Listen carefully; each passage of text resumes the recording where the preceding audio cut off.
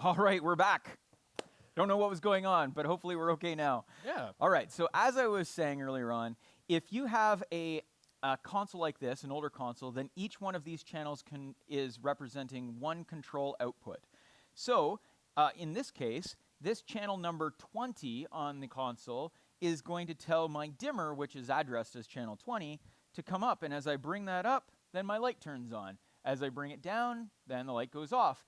And it's essentially controlling the voltage output of this dimmer pack. That's a pretty standard concept. We see that for all kinds of theatrical lighting systems out there. It doesn't matter if you're using a small dimmer pack like this or if you've got a big dimmer pack. Some of our theatrical clients, like say, the Grand Theater or the folks down at Shaw Festival, they have massive, massive dimmers. Yeah. Universities, Fanshawe College, just down the road, they have big dimmers for in their studio spaces. Same sort of concept. So that is something that, all kinds of theaters have been using for years and years and years. Our community theaters, churches, lots of them. Yeah, absolutely. And one thing I wanted to ask, Carl, is how do you get color onto something like this? That's a good point. So the only way to do that if you've got a fixture like this is, the standard color that's coming out of here is going to be white. Yeah. It's going to be a warm white at that. And so if you want to change the color of this, then you need to put some sort of gel in front of it. Okay. So that might be a blue or red or green or orange or whatever it might be, but you have to pick and choose what that color is, and then you need to put it in front of the light. Mm-hmm. So that's great if you are doing a pretty traditional sort of a project. But what we're finding is that it's got its issues. For one thing, these fixtures, they don't last forever. Mm-hmm. Well, actually, the fixtures do, but the bulbs don't. And so for many of our school clients, if they have lighting that is hung up high somewhere and the bulb goes out, then they have to get a ladder or they have to get a custodian or somebody to come in and take care of that. If the gel burns out or the gel falls off or something like that, well, that's an issue too, because again, you have to get up to the fixtures. So it's a thing. The other thing to keep in mind is that as I turn this up, and I don't want it gets pretty bright there, so I'll turn it away from the camera, but as we turn that up, that gets warm. Yeah. You need to be careful where you're putting that on stage. We have some lights behind us here today that are pointed up at the drapery behind us. Back a number of years ago, if we did that with conventional fixtures like this, we'd have to be careful how close we were getting to the drapery, because that's a real issue. You can end up with drape, catching on fire. I've seen that happen on shows where drape actually starts to burn because a fixture is too close to the drape. So something to definitely keep in mind.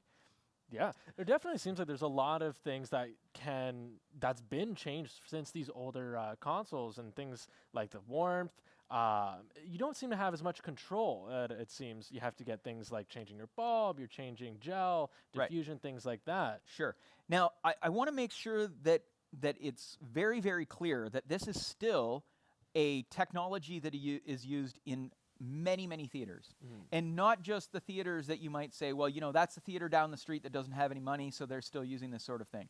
No, we have many of our professional theater clients that continue to purchase conventional fixtures or tungsten halogen fixtures today because it's still a valid way of doing this. Yeah. But with that being said, there's lots of our clients who are looking for another way. Absolutely. And that brings to a lot of the newer technology that we're using, which goes right into LED. So we're getting these LED fixtures, which are using a LED light-emitting diode instead of an actual bulb. Right. And here, I'm going to hand you the control cable there, because we're literally just unplugging it from one and plugging it into the other. It's just like Carl said, these are using the same system of that DMX protocol. Right. Since all the way back, this was manufactured 1999. Yep. All the way until consoles that are being manufactured to this date. Right. So the way that fixtures like this work is they have multiple colors that are all being mixed together. Mm-hmm. So those LEDs, you might have a red LED and a blue and a green and an amber and a lime and a white and a indigo, and I could keep going. You almost forgot cyan. Thank you, cyan. There's so many options, like Carl was saying. Right. And that's how these do that color mixing to get things like white. They might not have a white LED in them. They might have red, green, and blue, put those all up to full intensity to do that color mixing. Right. Which is something clearly this fixture can't do. Right. When we're moving to these newer fixtures, we get a lot more abilities for effects, getting things like color, intensity. We can strobe, things like that. Yeah, there's all kinds of things you can do with that. And it means that now we don't have to get up to the fixture to change the color. We don't have to pull out the ladder and so on and so forth. We also don't have a bulb that's going to burn out in 500 hours or less, depending on how it's been used. That being said, with that, the warmth on these, you can see Oh, yeah. I'm sitting there, I can touch these, no problem. That one, I can still feel the warmth coming from this light here. Yes. It's considerably safer. As long as you're in the right application, these lights are absolutely safe. Yep. But like Carl said, you have to be careful of things like fire risk with drapery and other materials. Even us, we have to have this propped up so it's not going through our cloth on the table. Where these fixtures, they don't emit enough heat that would actually damage any of these products. Right. One of the things that a lot of people talk about is the cost savings with LED for electrical use. And that is true. This fixture here is a 500 watt fixture. So if you're running it at full intensity all the time, then that's 500 watts of power. And you can do some quick math, and that's somewhere in the area of 3.5 to 4 amps worth of power that's being used. Whereas this wash fixture that we have over here, this PAR fixture, is closer to 100 watts. Yeah. Right? So that is significantly less amperage that's being drawn on your electrical circuit. Now, here's the thing that we just have to be careful about. Sometimes we talk about power consumption and we get very excited about numbers, but when you start considering that your school might do a musical once a year, maybe twice a year, maybe these fixtures get turned on for 12 hours of the year, of the school year, well, at that point in time, then maybe the power thing doesn't matter as much in a school application. It's more in some theaters where they're running these for 12 hours a day for 2 weeks straight, and that's just for one of the seasons. Yeah, There's a lot more applications where they are running things constantly, and you have to get a bit more concerned about the power consumption on those. Right. And that being said, you always want to do the electrical math to make sure that you're going to have enough power to supply these. They may be lower wattage, but they still can take up a lot of electricity when you're on one circuit for 6 to 12 fixtures or however many. Absolutely. You know what? I'm going to grab that data cable back from you. I'm going to plug it back into the console here. We're going to show something really quick. Yeah, we're going to be going between consoles here to kind of show you guys the differences between these older ones and these newer ones. So this fixture over here, this wash fixture, I can bring that up, and I'm actually controlling it on this old console. And so the first channel becomes the intensity, and you can kind of see that in the corner of the screen there as I'm adjusting it. And then the other channels here become the color mixing. So channel 1 is intensity. I'll bring these down. Channel 2 is red, 3 is green, and 4 is blue. And I can mix those to get a specific color.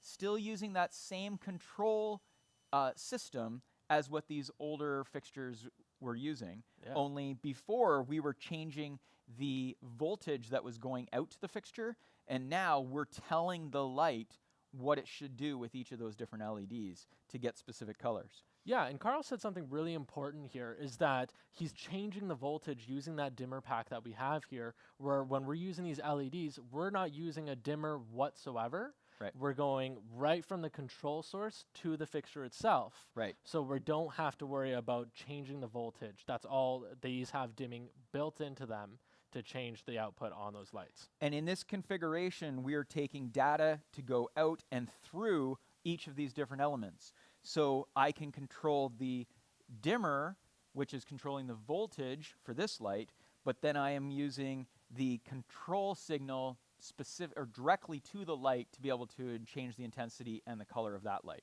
Yeah. Okay? Well, So let's bouncing bring around. this back to me here, Yep. and we can kind of show. So Carl showed us how the color mixing worked with a traditional console like the Leprechaun here. Right. And then on this is a Color Source 20, which is something we have in a lot of applications, a lot of schools. This is my go-to, I recommend to teachers. Right. Because the ability for simplicity and for effects, color mixing. You can see right now I have open, if we switch to our top-down camera, there's a big tab here. It's kind of washed out, but this is a whole color spectrum. So rather than going 1, 2, 3, that's actually the intensity of all 3 fixtures. That's 1 fixture per fader. Instead, I can do just one of these fixtures. So I've got the part that's beside me here, and I can change the color just by touching this screen and just dragging my finger across to what color I need. It's interesting because if you're talking to a class in an art class, then you might want to show them how mixing red, green, and blue can get specific colors, Yeah, right? But it becomes this thing where you're having to kind of play around with it. Where what we find with these color source consoles is that it's so intuitive for kids who are used to just touching on a touchscreen. And we've worked with kids who are pretty young who can figure out how a console like that works because they can see where they select a light and change the color, then select the next light and change the color, or select 6 lights and change all of the color for all of those at the same time. It works out pretty well. exactly. And so that comes back when we're controlling these newer lights. It's really easy to do that. But then if we want to control that old fixture, Right. we can't change the color on it. Like Right. Carl said, that these are using gel sheets to change the color, to add those effects. So on this, all I have control is just the intensity. So just on and off. Right. And again, I know that we've already said this, but just so that we're on the same page, there is no problem with controlling both things at the same time. Exactly. We can definitely do that. So if you are in a school situation where you're saying, well, I've got some older lights, but I want to add some LED fixtures to add some additional color, that sort of thing, then that can usually be done. Not always. There are some limitations to that we would need to discuss with you, but there's certainly options to be able to do both at the same time. Definitely. Yeah. So I think we've kind of covered the pieces that go together. Just we should talk really quickly before we finish up today about where you should be putting these lights. Yeah, and that it's a really important thing to ask because that can add so much. It's how you convey effects and emotion into certain shows. Where something like these guys, I can just change the color to be blue if it's something sad or underwater. Right. How am I going to do that with this? Right. And it's important to be able to kind of make sure that how you're dealing with the lights and you're thinking it all through. So what we typically will find is that in many schools we will look at how can we have lights that are up and out of the way. If it is an installation, then it's usually hung up in the ceiling in such a spot so that it's not going to get hit by volleyballs. And if it is, we can look at putting a cage around the fixtures, that sort of thing. So that's something that you want to consider. If you're renting or if you're just bringing in lights specifically for a show from another room, then stands that can get the lights up nice and high. Now, if you're talking to some of our theater clients, they'll tell you that it's really great to be able to have lights that are maybe about 45 degrees off to the side and about 45 degrees up, so that the light is coming in and lighting you in such a way that it's lighting, one whole side of you, and then doing the same thing from the other side. Now that's a pretty specific thing that you may or may not be able to achieve in your school, but it's a good shot if you can do that kind of thing, because it means that you're going to have nice even coverage. Now, there are artistic situations where you might want to have more light coming from one side to the other. Like, for instance, the sun is rising on this side, and so you might want it warmer on this side than on this side. Or you want to show that maybe there's a fire happening over there, so the light is different over on the one side than the other side. But it's a good idea to consider, how do you get those lights so that they're not coming in straight at somebody, straight at your performance, so that they're squinting all the time and they can't see what's going on. If you can get the lights up a little bit higher, it works out for a better performance for a lot of people. Now, some people actually do want the lights in their eyes so they can't see any of the audience, but it usually doesn't work out as well. The other thing to consider is that if you have a deep stage, then those lights that are out front might work really well to light up that first couple of rows of performers, students, choir, whoever it might be. But you may want to consider having some additional lights on the stage that are lighting what we'd refer to as upstage or more backstage area of your stage. So just a number of things to think about with that. Absolutely. There's so many options not out there, and there's tons of resources online. Yep. If you have any questions about lighting design and where you should put your lights or what type of lights you should get, we're happy to help answer any questions in that. Absolutely. I got a team of professionals and always able to answer the phone and happy to talk. Absolutely. Yeah. Well, thank you very much for joining us for Resource Stage Study Hall for March. We will be back in April. I think we're talking about microphones in April. No, we're talking actually about audio mixers. You're Audio close, mixers. on the I knew same it was an route. audio thing somewhere. All Yeah. right. Thank you very much for joining us, and we'll see you in April. See ya.